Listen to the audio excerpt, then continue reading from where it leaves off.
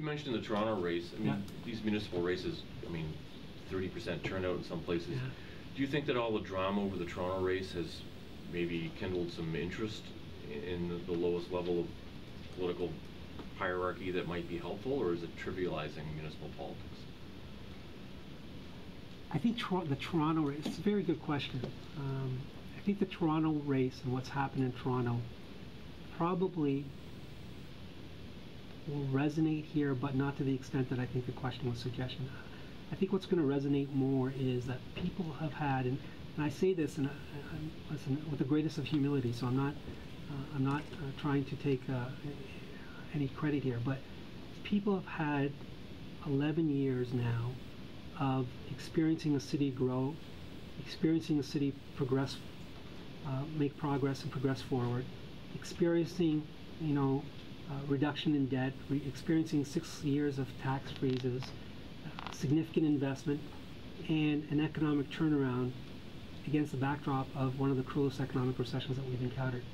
And I think as a result of that, people want that, in my opinion, want that to continue. You ask people on the street, the majority of the residents of the city of Windsor, minus your bloggers that some of you pay attention to, will tell you that the city's on the right track.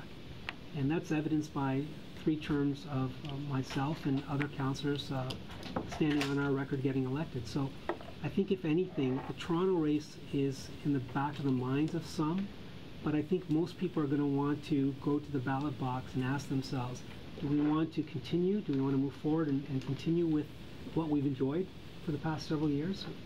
Or do we want to change course and go back to the way things were, go back to the way things are in other municipalities? So I'm thinking people are going to take more of a role here.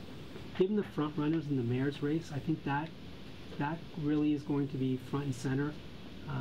Dilkin's campaign, obviously being an incumbent city councillor, no secret he's campaigning on a similar platform that we've instituted for the last 3 terms in terms of holding the line on taxes, in terms of reducing debt and building up reserves and fixing infrastructure. He's going to be, there's a clear choice there in terms of building on that success and continuing with what we've had. With Milson's campaign, although they haven't come up with their position yet, he's going to be a different contrast to Dilkin's, because he represents, he's coming to it as a mayor, as a previous mayor, representing a previous time. So I think that's going to drive people. People are going to have a very stark choice to make. Do we want to continue to do this, or do we want to go back? Horowitz is running an impressive campaign.